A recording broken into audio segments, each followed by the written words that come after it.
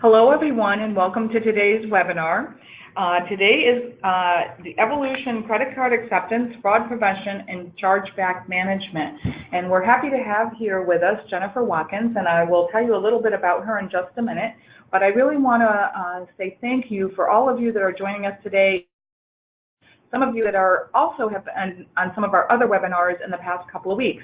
This is number 7 of our webinars in a series of them of 10 for our Fraud Awareness Month, and educational, it's informative, and we're really excited for those of you that have tuned in today and those of you that will continue to tune in. I'm Judy Howard, and I'm with Customer Experience here at ARC, and I have with me today my colleague Doug Nass, who he and his other teammate are in our risk management area, and they've put this whole month on. This is a conceptual idea that ARC is really trying to really bring to the forefront all the different ways and things that you need to be aware of when it comes to fraud. So they put together this whole series of webinars for you that you can also access once we leave here today. In October, we'll have all the recorded sessions on our arccorp.com site on the fraud page. So I'm going to just introduce Jennifer here, and she's from ARC, and she's also in the room with Doug and I today. And Jennifer has been with ARC for over 25 years, and her focus here is to constantly improve payment acceptance and processing to support the future needs of the industry and to identify opportunities to reduce payment-related fraud and chargebacks. So without further ado, Jennifer, I'm going to turn it over to you. But before I do that, just one housekeeping thing. Well, as I said, we do have Doug Nass on the phone, who's with our risk management department. We have Jennifer. To ask questions for either of them during the presentation today, go to the control panel on the right, type in your questions, and we'll ask those throughout the presentation. And we'll get to those as many as we can, but write those in, especially seeing you have the experts on the phone. So Jennifer, I'm going to turn it over to you. Okay, sounds good. So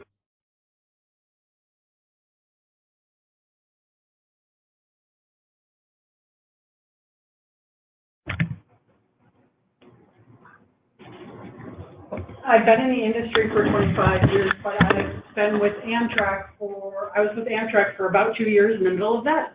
So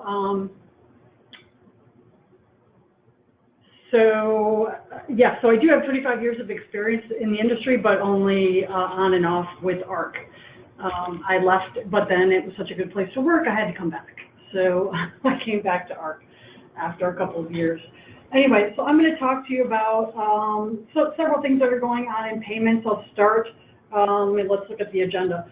Start with talking about the payments industry and what's going on, what's new in the industry, just very briefly, and then jump into chargebacks and what's new around chargebacks. I'll also talk about tips for avoiding chargebacks and for responding to chargebacks, and include a little bit around card acceptance fraud prevention. This entire month has been around fraud prevention, so Doug's talked a lot about it and the other speakers, so I'm not going to belabor that too much, but I'll talk a little bit about specifically card acceptance fraud prevention, and then do a summary. Questions, if you have questions throughout, feel free to ask, and Judy will jump in whenever we receive those. So let's jump in. So what's new in payments? ARC enabled Alipay. Alipay is a payment that's big in China.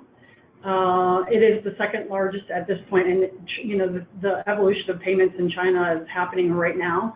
Alipay was the biggest form of payment. It's my understanding they are not the biggest form of payment anymore, but ARC has enabled it, and so it's an online form of payment. So if there are agents out there that are interested in enabling Alipay, feel free to let me know.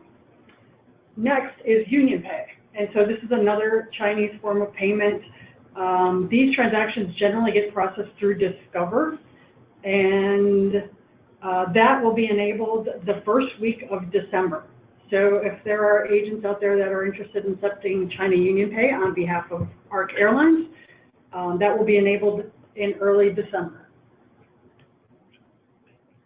What's new in chargebacks? Okay, so I did a webinar, a couple webinars. I think I probably did maybe even 5 webinars in December to January. that was about the changes that were happening to the chargeback policy that ARC published in the Industry Agent's Handbook. So I was sort of torn in this session about whether or not I should talk about that some more or just sort of move on. And I think my understanding is there's been some questions that have come up over the last month about it, and so I'm going to talk about the chargeback policy a little bit. And so what is new in chargebacks is this. CHIPs have changed the chargeback world for us. Prior to the chargeback policy changes prior to the enablement of chip cards were, most of us didn't have them in our cards.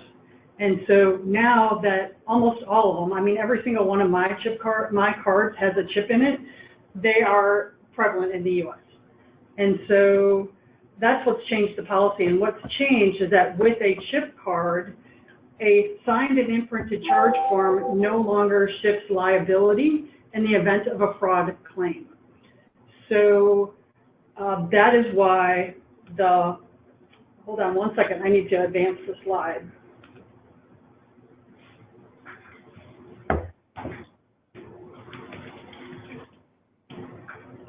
That is why universal credit card charge forms, which were what was required previously. So the policy said a signed and imprinted charge form was required to relieve agents of liability in the event of a fraud chargeback. Agents hated it, we hated it, because we knew years ago that over 95% of the transactions processed through ARC were card not present, which means there's no opportunity for anyone to obtain a signed imprinted charge form. So by eliminating the policy, which is what we've done due to the change in, can we advance the slide? Due to the change in the use of, due to the use of, or the prevalence of chip cards,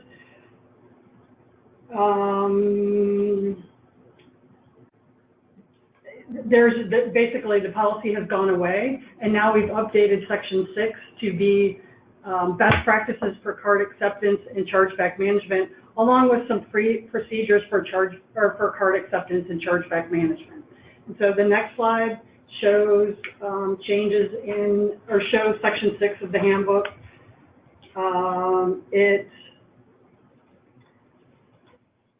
The update is that we now have procedures which were very similar to what they were before, which are along the lines of obtain an approval code, make sure that the carrier or the airline accepts that card. The next piece was around chargeback management and what airlines and agents should do in the chargeback management situation. And then best practices in both areas. And if you have a moment, I would suggest looking at the best practices for card acceptance and chargeback management. I'm going to cover some of that today. I'm sure Doug has covered it and other speakers have covered it throughout the month as far as how cards should be accepted to reduce the risk of fraud. Next slide. Credit card company rules. So I often hear people say that the credit card companies just need to change their rules, that they need to catch up with the times, because previously they said that a signed imprinted charge form was the only way that an individual or a merchant would be relieved of liability in the event of a fraud chargeback. But I think what helps is for us to understand the card companies have three constituent groups. Basically, it's the cardholder, it's us as merchants who are accepting the card, and then it's the issuer of that card. And they want merchants to accept the card, they want cardholders to use that card, they want the cardholder to pull that Visa, MasterCard, American Express out of their wallet when they go to pay, and they want issuers to issue their cards. So the rules that the credit card companies set up are designed to sort of balance their three customer groups. Next slide. And so what ARC has done is we've been heavily involved in advocating on behalf of the industry to change the rules, but we have to understand sort of what their goals are in all of those areas. And so the most recent change, next slide, is that Visa has updated their rule. VCR, Visa Claims Resolution, their initiative went into effect in April of this year. And what's changed is that it's designed to reduce the number of invalid chargebacks or disputes. And so what they're doing is they're matching data in their system to stop the invalid chargebacks up front. And it includes things like authorization-related data that's already in their system to stop stop authorization-related chargebacks. So they have authorization data when you obtain an authorization. And when they get a chargeback dispute, they're now matching that data up to say, no card issuer or cardholder, you cannot dispute that charge. A valid authorization was obtained. They've shortened the dispute timeframes and reduced the amount of back and forth that happens between issuers and merchants. And so the goal was to sort of limit the back and forth, get resolution quicker, and stop invalid disputes up front. And so what they've done is they put chargebacks into two separate buckets. One is an allocation bucket, which means they've allocated liability for that chargeback up front, and the other is in a collaboration bucket. And that collaboration bucket recognizes that between merchants and issuers, there's going to have to be some back and forth to resolve that dispute. And so in some disputes, the issuer is required to obtain more information from the cardholder before they can initiate that dispute. So they've made it a little bit harder for cardholders to initiate a chargeback. Next slide. So this is a list of the chargeback reasons.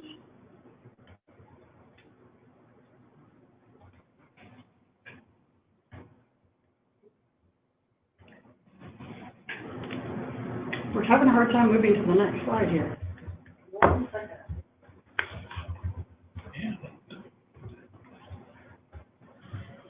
Yeah, sorry for everyone on the phone. We are having a little difficult here with the slide advancement.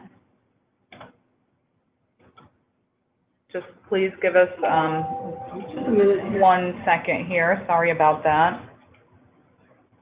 Okay. Okay. Sorry. So this is a list of the chargeback reasons. Let me just read through them for a second. No approval code, unauthorized or fraudulent charge, expired card, invalid card, services related, no or do not recognize, refund not received, duplicate processing, or other. And so this list of chargeback reasons was put together by the Debit Memo Working Group, who part of the Debit Memo Working Group was we jumped from, we identified the main reasons for debit memos, and then we went a little bit deeper into each reason. Like, I think you had a presentation the other day from Paige who talked about debit memos. Within the chargeback group, these were the reasons that we identified. And so they basically go into basically three categories. One is fraud. So these are fraud-related chargeback reasons. Terms and conditions related, where it's about the disclosure of the terms and conditions and a claim from the cardholder that they understood what the terms and conditions were. And then the third group is operational. And so that would be like an approval code wasn't obtained or the card was expired, something like that. So let's go on to the next slide. Tips for avoiding chargebacks. Next slide, disclosure of terms and conditions. So a lot of chargebacks, and for agents, the painful chargebacks are around the disclosure of terms and conditions, where the cardholder is claiming, for example, that they didn't get their refund. That would be a disclosure of terms and conditions related chargeback. And if we can prove that the terms and conditions were disclosed, that will remedy the chargeback. So proof that they signed a disclosure document saying this is a non-refundable ticket, it's non-exchangeable, or if it is exchangeable, it's these fees, basically what the terms of the sale were. And so for an agency that's selling online, it's important to have the terms and conditions succinctly described next to or preceding a click to accept button, so that the cardholder has to click to accept the terms and conditions as part of their checkout process. Visa and MasterCard have updated their rules recently to outline sort of specifically what is required in that click to accept. They will allow for the cardholder to click away from the page to get the full terms and conditions, but I highly recommend that you disclose to the cardholder, this is a non-refundable ticket, this is, or here's the fees that are going to apply if you do want to refund or cancel or exchange it. The next is what's on the customer statement is also important to avoiding chargebacks. In the travel agency distribution channel, it's challenging because the travel agents are working on behalf of the airline. The airline's the merchant on the transaction, so generally their name appears first. And so, for example, if someone purchases a ticket through an online agency for United Airlines, that ticket's going to say United Airlines, and it will likely either say the location of the agency, it might say, meaning the city-state of the agency, or it might say United Airlines city-state, or it could say at this point the name of the agency. And so it's important, though, for the cardholder to know that it's going to say United Airlines. So it's helpful to explain to them. I know from my experience purchasing tickets with airlines, when they do an ancillary fee, like a baggage claim, or I'm sorry, a baggage fee or a seat assignment, it can be confusing. And so I have a hard time sometimes telling what the reason is for that charge. So it's important for merchants to tell the customer what's going to appear on their statement. Next is tips for avoiding fraud. And so the bottom line is the merchant's responsible, and in this case the agency is responsible for validating the identity of the cardholder. And that's how it's been basically since the beginning of credit, where the merchant was required to validate the identity of the cardholder. And like I said, there's been a lot of discussion this month about fraud prevention, but let's talk about it just a little bit here from a card acceptance perspective. So the balance, there's several things that need to be balanced in evaluating the risk of fraud. And the bottom line is the point of sale needs to validate the identity of the cardholder. Sometimes I'm talking to airlines and they'll say, so how do I eliminate fraud? Well, you can't eliminate fraud and accept credit cards. All you can do is reduce your risk of fraud. And so it's a balance between, first of all, knowing your customer and growing your business. And so I've talked to some agents where they're like, oh yeah, I'm setting up a website right now, and I will be, oh, what are you doing to reduce your exposure to fraud? Because you're now putting yourself in a position where any customer can come to your website, book a ticket, and you're not doing any validation on their identity. And that is really the key to evaluating the risk of fraud. But with that involves, the next slide is the risk of fraud versus customer impact.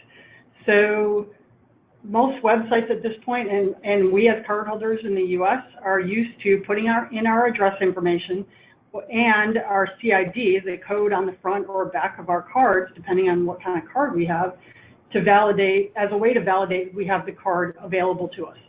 Those two tools are part of a tool set that will help you manage the risk of fraud. They will not shift the liability of fraud, but when you're asking for cardholders to put in additional information that can impact the customer. And it can lead to, in an online environment, into what we call shopping cart abandonment, where the cardholder will jump off the website because they're being asked to do something they're not comfortable with. This is particularly true with 3D Secure, so I'll talk a little bit more about 3D Secure later, but 3D Secure is one of those tools where at this point it's generally comes via an SMS text message to you where you're asked to put in the code number to validate your identity. But that is a hoop that you're making a customer jump through that in some cases will cause them to leave the transaction. Jennifer, is this a good time Sure. to ask? There are a couple of questions that have come in, so I thought this was a good stopping point for us. Okay. The first one here, is there any discussion around airlines assuming responsibility when the cardholder's dispute is wholly due to servicing issues on the airline's part? Downgrades, flight delays, broken seats, that type of thing, where the airlines force agencies to resolve the issue or accept the financial loss and appear to be willingly accept chargebacks because of this. So is there any kind of discussions, where not really the agent's fault, something on the kind of the part of the airline that's out of the agent's control? Is there any talk about? I mean, we talk a lot about those things, and my expectation is in a service-related situation, and it depends obviously on the level of the service issue, but my expectation is that the airline's going to take the liability. If the plane doesn't depart, if something like that, the airline's going to take that loss. I mean, I think the challenge is if it's a broken seat. Now there's some back and forth between. I mean, if it's an airline direct sale and it's a broken seat, I am going to be trying to dispute that with the cardholder. I'm going to say my contract of carriage with you says I'm going to carry you. I'm sorry that your seat was uncomfortable or whatever, and then it becomes a dispute between the merchant and the cardholder in that situation. In this case, because the agency sold the ticket, the agency is involved as well. And so it becomes even more complex in trying to determine who's going to be responsible for that. Ultimately, it's got to be between the airline and the agency to manage that with the customer. Okay. And that's where the confusion steps in from the cardholder side of, I'm trying to punish the airline. Right. When in fact they don't realize it. They don't realize they're gonna punish the travel agent who issued it. Right. Yep. And that's really it. And I'll talk a little bit more about this later, but anytime that the agency feels like their customer has wronged them, I would send them to collection. I would say, okay, yes, I'm going to collect from this cardholder because they have stolen from me, basically. Okay, no, good information, Jennifer and Doug as well. I'm going to just ask a couple more, Sure. Jennifer, before we get going. Some carriers won't close coupons until a client disputes the charge. But when like a credit card is stolen, an agency doesn't know the actual client. What can be done to speed up the process to close the coupons? Is this anything that you guys have discussed before? So I think the scenario is, maybe Doug has a different interpretation. I think the scenario is the agent has identified fraud. They've contacted the airline and has asked the airline to close those coupons. And the airline is saying, no, I'm not going to do I'm not comfortable. Typically, the airline says, I'm not comfortable doing it. I don't have enough information to take that step. I don't want to antagonize potentially the customer when I have what they view as incomplete information on the transaction. Right. So I think, again, it's airline specific. Some airlines are a little bit more willing to take the risk that they're actually denying boarding to a good passenger. Other airlines are not. And to be honest, in an agency situation, they're probably less willing, or they're less willing to take that risk than on a direct sale.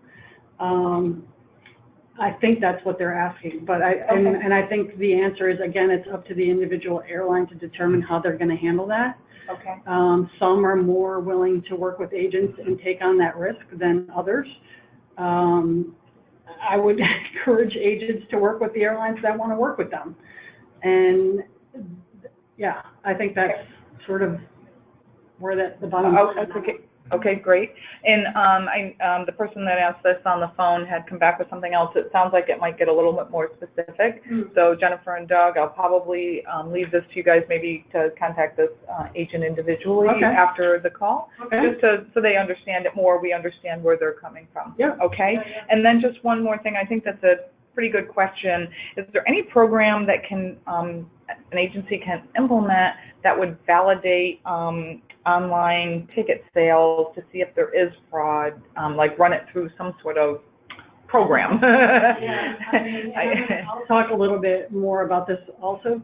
I think Doug's probably talked a lot about fraud scoring tools and fraud scoring solutions.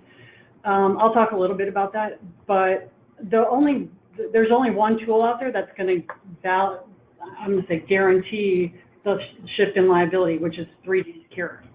And so if you're an online agency and you're interested in protecting yourselves, 3D Secure is the way to go. And I would encourage agents to contact the GDSs to talk about what needs to happen to enable that.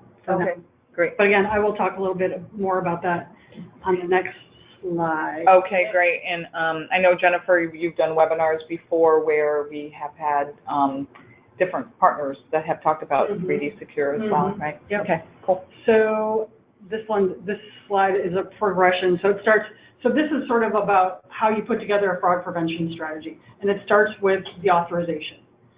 And then the next piece is sort of the lowest level, the most basic validation that a merchant can do is address verification and cardholder identification. That's the card ID is the number that's on the front or back of the card. It's the unembossed number. I mean, now a lot of cards have all unembossed numbers, but card identification is the unembossed number. And these are tools that are supported by the GDSs. They're often done in conjunction with the authorization process, but it's the basic way to do at least an initial validation on the card. The challenge is that the fraudsters have gotten really good, and it's really easy to go out on the dark web, as they call it, to purchase cards where they also have the address information and the CID numbers. So it is not a guarantee that that's not a fraudulent transaction. It's just one piece of information or a couple of pieces of information in the bigger picture. Next is sort of collecting, and you've got it there, you've got collecting information about the transaction. Who's the cardholder? What's their phone number, email address? Collecting as much information as you can. And there are providers out there that, and I think some of them been involved in this month's fraud prevention efforts. There are providers out there that validate things like email addresses. They'll look at the email address, they'll look at how long it's been active, whether or not there's been fraud on it in the past, all sorts of information about that email address. Origin, destination, airports, time to travel. So one of the stories that stands out in my head is a woman that we worked with in Colorado who had a gentleman who contacted her as if he was calling from Colorado, and he knew a little bit about her hometown, and they built a relationship, and he booked some travel with her from Denver to somewhere benign. I think it was New York. And so she did that for him. She's like, okay, great, we've got a relationship. And then the next day, he booked from New York, or it might have even been Miami, to West Africa. And she's like, well, this is weird. I mean, I don't usually sell to people to West Africa, and certainly not from Miami to West Africa or whatever city that might be. So it's important to sort of, when you're evaluating a transaction, to look at whether or not it's in your normal pattern of behavior for your customers. One of the key things I always tell agents is follow your gut. If it doesn't feel right, then it's probably not right, or you need to dig a little bit deeper into it. So a lot of the agents we talk to know what their customers are like. They know how they behave. They know when they receive transactions that are outside the normal course of their business. And so when that happens, it's a red flag, and you want to take a look at it. But it's also, so origin, destination. There are negative companies out there that do negative lists. These are all pieces of information that help you evaluate the risk of the fraud. And then on top of that, is the next piece is fraud scoring. And so there are providers out there that score transactions, and they will take not just this data, but hundreds of pieces of data to evaluate the risk of fraud. And they'll provide you with a score. And generally what happens is that score then will either put the transaction in a queue to be reviewed manually by someone. Maybe it means calling the cardholder.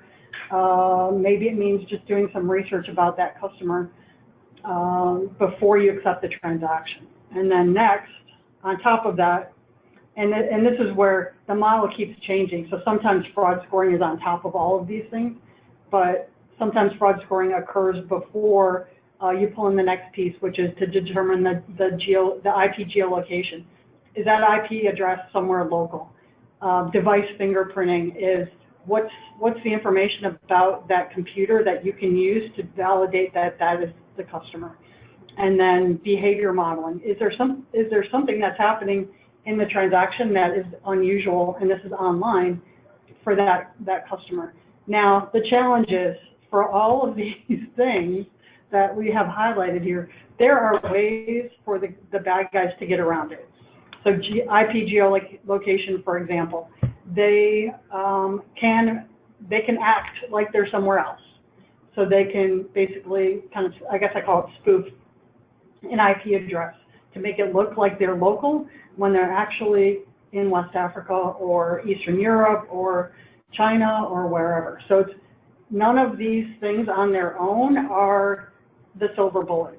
And even with 3D Secure, in a 3D Secure transaction where you're validating the identity of the cardholder usually via an SMS message, or sometimes it was via a PIN,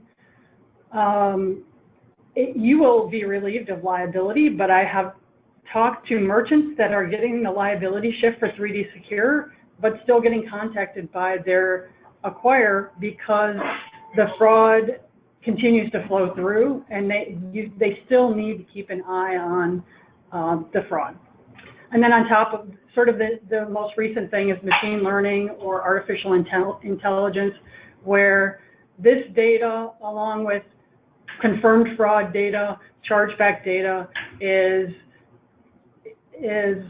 evaluated over and over again to try to determine even more precisely what is happening. And so with machine learning, it can do things that we as humans can't do at the same pace.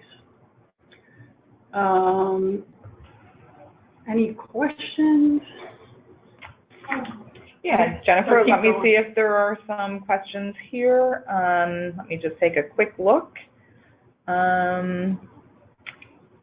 Let's see. Let me just go back down. No, I think we're good at the moment, Jennifer, so we'll keep going. Yeah, keep moving through these slides. Yep. I added this slide without realizing that it is progressive as well. Okay, and keep going? Or so in the end, so what I just described in putting a fraud prevention tools in place is not free.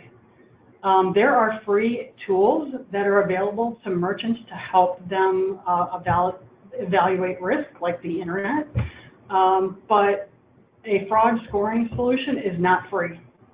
And so the airlines, for their direct sales, have invested a lot of money into fraud prevention tools that help them manage their risk. Now, talking to an agency that has never experienced a fraud chargeback, it'd be hard to say, oh, you should go spend big money on a fraud prevention tool when you're not taking any loss. But but having said that, if you're going to grow your business and do something that would be considered more risky as a merchant, then you want to look at that and as you're growing your business, realize you're going to need to spend a little bit of money on on building a fraud prevention tool of some sort. Jen, we hear from a lot of agents that, especially the leisure agents, smaller business or corporate agents, for new customers, they require them to email in copies of the cardholder passport or driver's license, and a image of the front and back of the card. Can you walk us through what that does and does not do for the agents? Sure.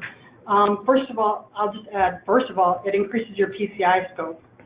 So if anyone is collecting fronts and backs of cards, that data needs to be kept secure.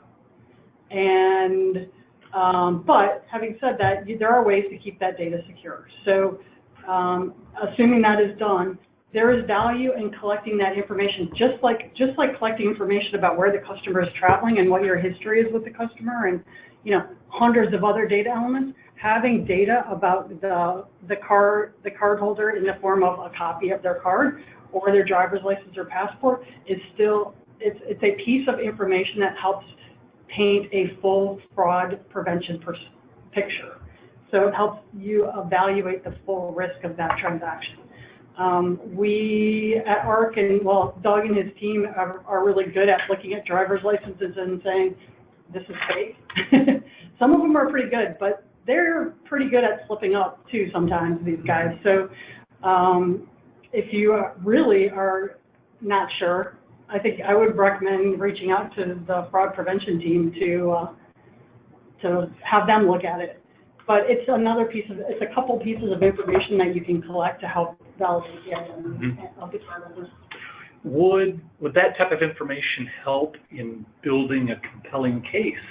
It might, yes. I'm going to talk a little bit about compelling evidence, which is a credit card company term at this point, and that those pieces of information could be considered compelling evidence. Yes. Thanks. We'll talk more about it. So let's move on to the next slide, which is tips for responding to chargebacks. And so most chargebacks are fraud. It's the #1 chargeback reason. A lot of them are what we call true fraud.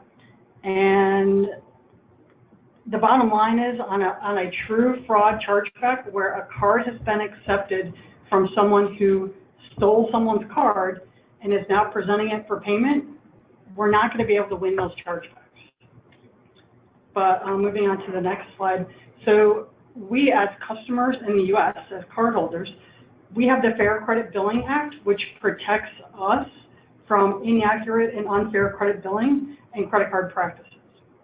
So the alternative to sort of the chargeback management process would be for us as cardholders to accept the liability when our cards are stolen and used.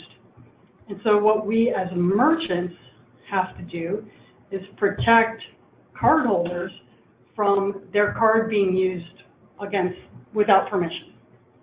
And so the Fair Credit Billing Act is great because we as cardholders, and I myself have been charged for an airline ticket on my credit card, and that I didn't do, and I was able to contact my card issuer and say that wasn't me.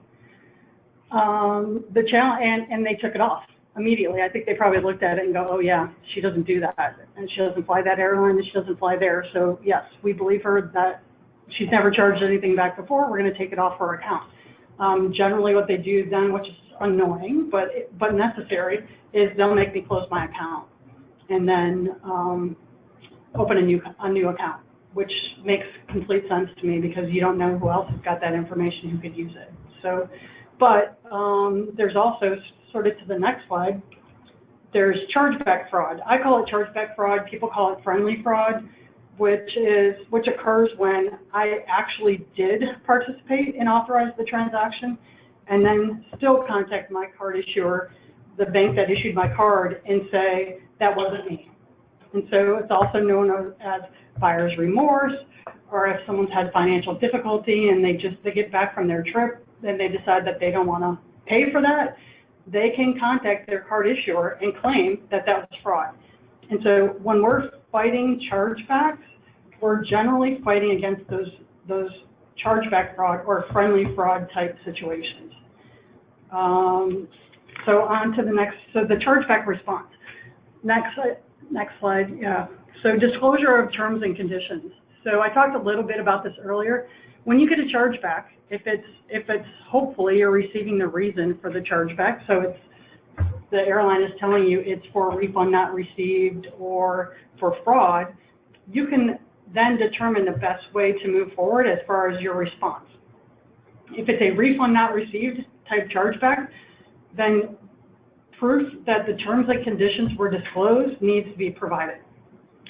Because the cardholder is basically claiming, I didn't know that was a non-refundable ticket.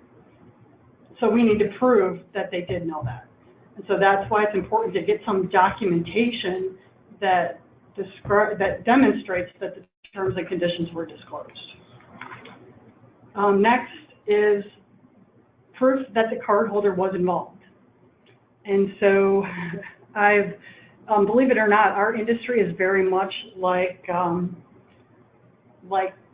ticket sales to like a concert or a football game, and that the event happens, and if you don't go, you don't go. Whether you're getting on the plane or you're going to an event, if that's a non-refundable ticket, it's the same thing. It happens and you didn't go.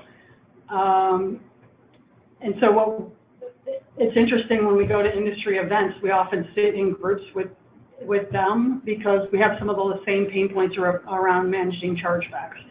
And so I have a friend who works at one of those ticketing agencies, and she had a customer claim fraud for tickets he bought to the World Cup in South Africa. This was many years ago. And she was able to go on his Facebook page and see photos that he had taken and posted on Facebook of him at the World Cup in South Africa. And so she was able to present those on the chargeback dispute, and she won. And so that customer could no longer claim that they didn't go to the World Cup in South Africa because they were there. So that's the kind of thing that would be proof that that cardholder did participate in. I get a lot of questions from agents about, you know, the kids got mom or dad's credit card and are charging on that credit card. If you can prove that they are related, that would be another way to demonstrate that they participated in that transaction. The next slide. The best way to prove that the cardholder was involved in the transaction is to provide a flight manifest showing that they, as the cardholder, were on the plane. For Visa, they consider this a remedy for the chargeback. So if we can prove that the cardholder took that flight, they were on the flight manifest and took the flight, we can reverse the chargeback. The challenge is that the airline is the only one that knows whether or not that customer was on the flight. So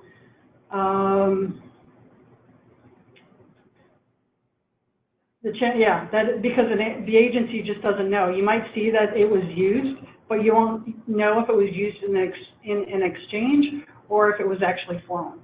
So believe it or not, there are quite a few airlines out there that are doing this on behalf of airlines today, or of agencies today. And the challenge is that you as the agency aren't even going to know that the airline is doing it, because the result is you just don't get the debit memo.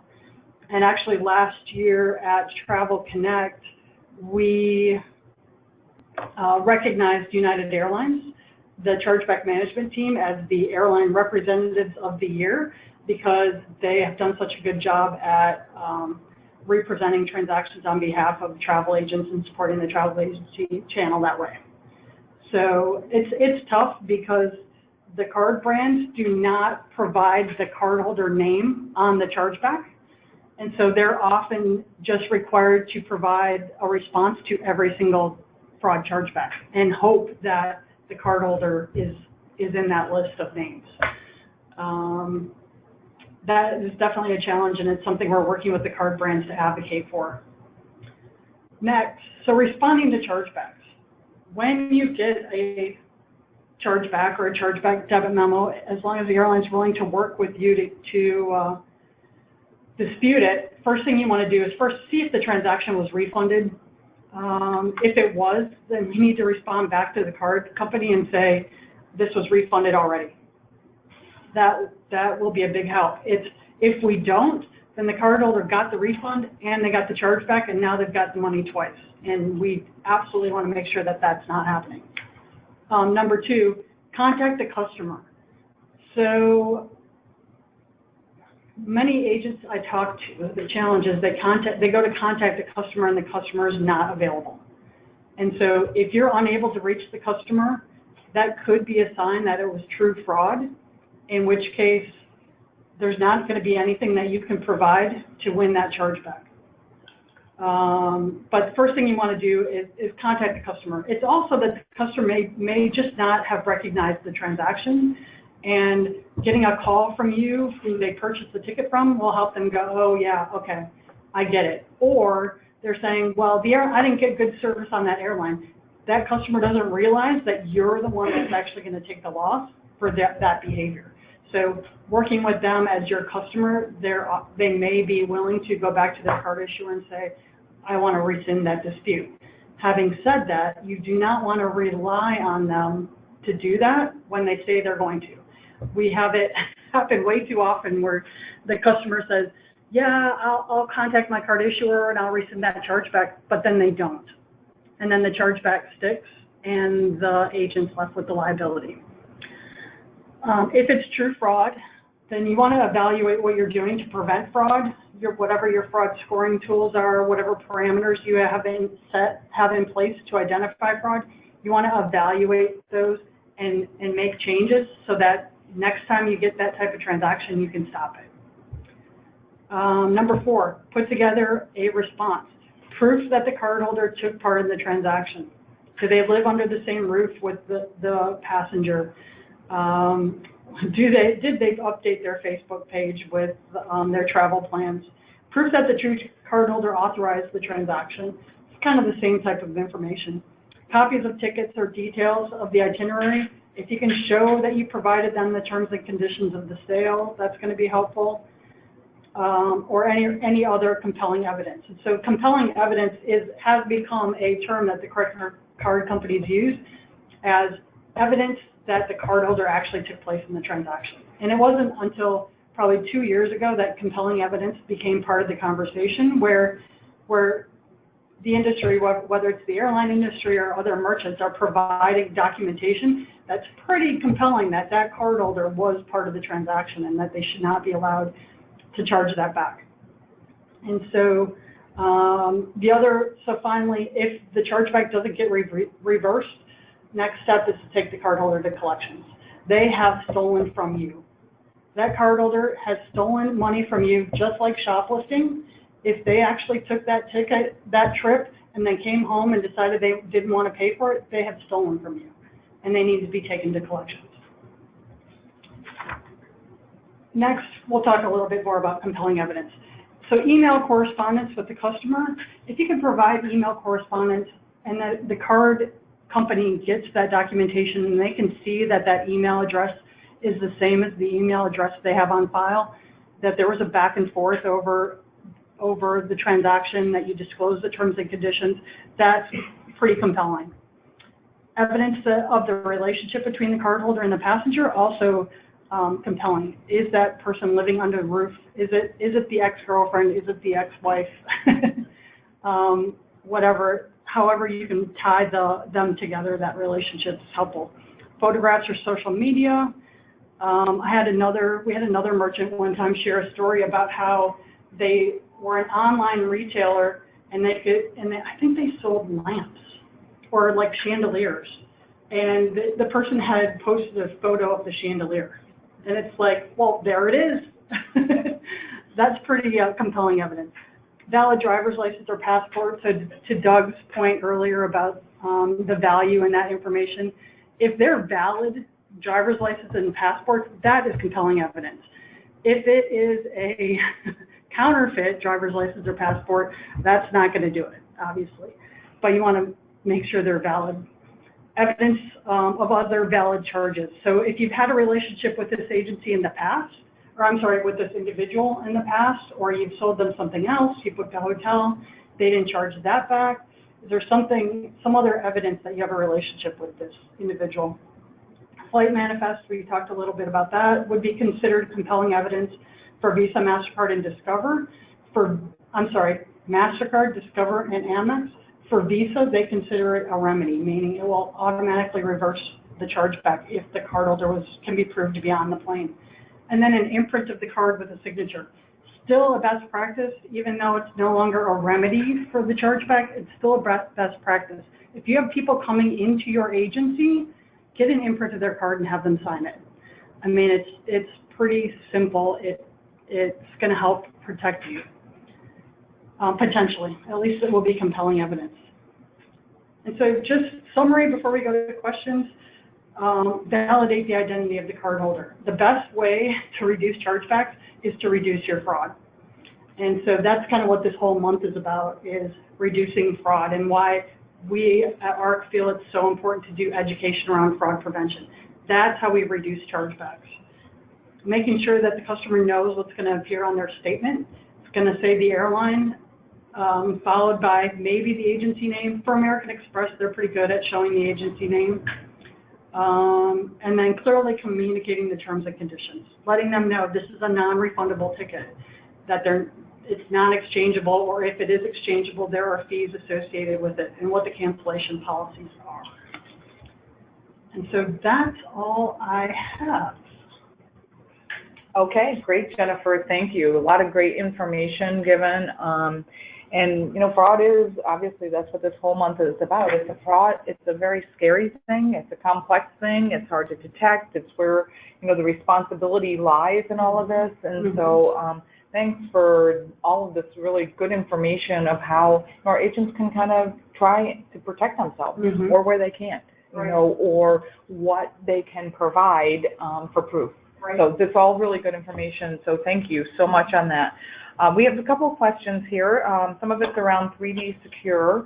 One of them is, obviously there's 3D Secure. Is there anything else besides 3D Secure? And that provides a guarantee? Yeah, that provides a guarantee. Yeah, there is not.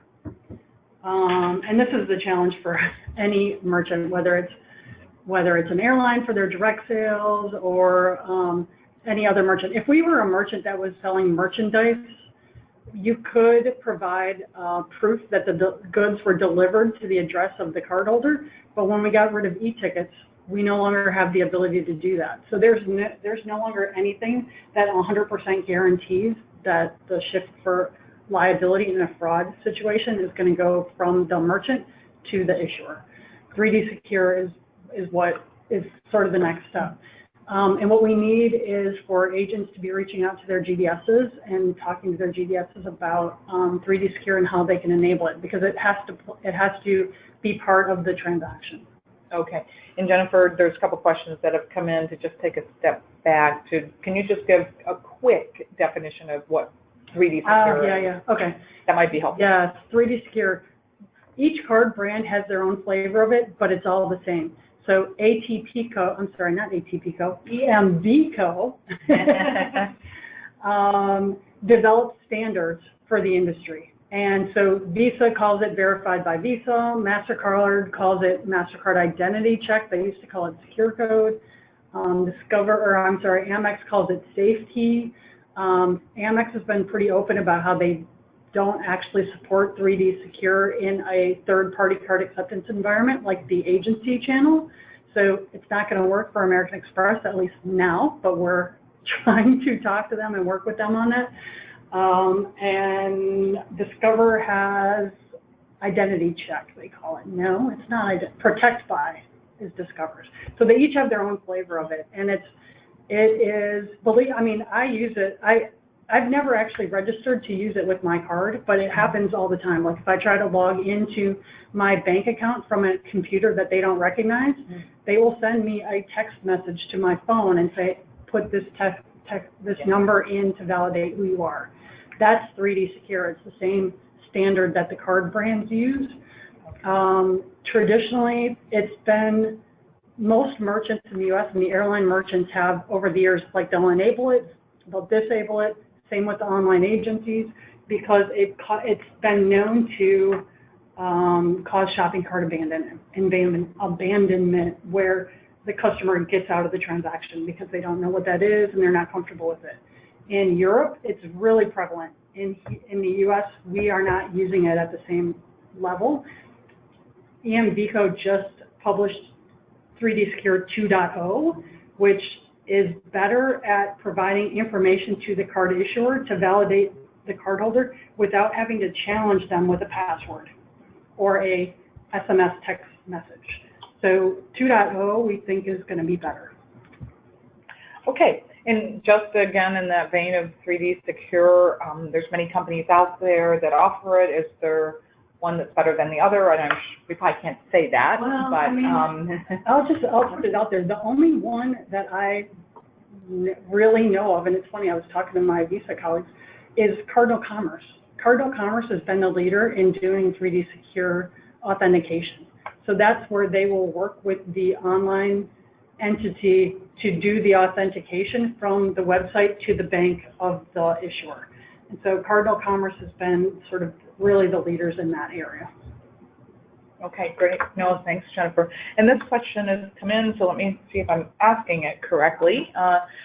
Do you have merchant numbers for the credit card verifications, to get an approval code, or is there a place where an agent can go and find those numbers to call for an approval code? So agents shouldn't be calling for approval codes. Approval codes need to be obtained through the GDS. The only time, so we do publish for Visa, not Visa, Amex, Discover, we publish phone numbers that the agents can call in the handbook if they want to do an enhanced authorization. But agents need to be obtaining authorizations through the GDSs. Years ago, we published numbers they could use to call for a voice authorization, but it was really just in case the system went down within the GDSs.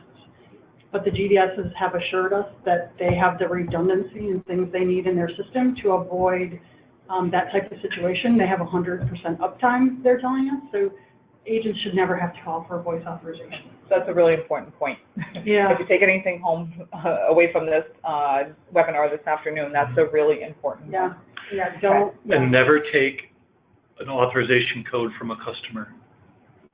Yeah, that would. That still happens. I'm sorry. I'm sorry. I'm laughing, but you would think it's so obvious. Yeah. Yes. It's like do not. Yeah. Never accept an authorization code from a customer. No. Ever. And reusing codes is bad. And you definitely don't want to reuse a code from one airline to another. It's important to get that approval code at the time you're ticketing the transaction. Okay, all good information, things that we think people would maybe know, but it's good to always drive those points home. I take for granted, Yeah, we have a couple minutes left. Let me, this is a question with all the cards being flat now with no raised numbers to, I guess, an imprint. How do you do that? And are there any suggestions? And would an agent still want to capture an imprint? Well, if there's no raised numbers, you can't use your what we call knuckle buster to obtain an imprint. You could obtain a copy of the card, but again, be sure it's stored securely. And kept for only as long as the transaction is being processed. Yeah. Dispose of it properly as well. Just don't toss it into the trash can. It needs to be properly destroyed, right? It needs to be destroyed. So, yeah, there's no way to obtain an imprint. I mean, on an embossed card, yeah. Obtaining an imprint doesn't do anything today anyway, above making a copy of it. So, okay. Great. Okay. All great information. We are at like our 1.5 minute mark. So I'm just going to kind of wrap this up, Jennifer, with you and with Doug as well. But thank you so much. This is really great information. We will be sending the presentation out. The recorded session will be posted on our fraud page on our arccorp.com site in October, when we'll have the series of 10 of the webinars that we've been doing this month. But a couple of things, I know some of you have asked questions like, what if I suspect fraud, what do I do? And I know we've been repeating this information at every session this month, but I think it's still good for everyone that hasn't heard it before. Just remember, if you suspect fraud, you don't know, you're wondering, what should I do? Well, contact our fraud hotline at 855-358-0393. our folks are here to help, and they want you to call them. And if it's not fraud, that's great. But if it is, they can help you. You can also email at stopfraud@arccorp.com, stopfraud@arccorp.com. If you have any more questions for Jennifer after you leave this call today, you can email me at jhoward@arccorp.com. I'll forward those on to Jennifer. If they're for Doug, I will forward those on. And I just want to also let you all know that we do have a session tomorrow, and it's going to be with, again, our risk security managing director here at ARC, who has a lot of great information. The title of that one is "You Have What Cyber Criminals Want, Data Protection." He'll walk through all of that. He is an expert in that field. I don't think you want to miss that one. And then we have, to close out our month next week, we have a session on September 26th, and we have a panel, an expert panel discussion on September 27th. So we look forward to you joining us tomorrow. Thank you for joining us today. We hope you found this helpful. Again, thanks for your patience as we had a little trouble advancing slides. We appreciate it. Have a great rest of your day. Thank you for joining us. Hope to see you tomorrow or next week. Thanks, everyone.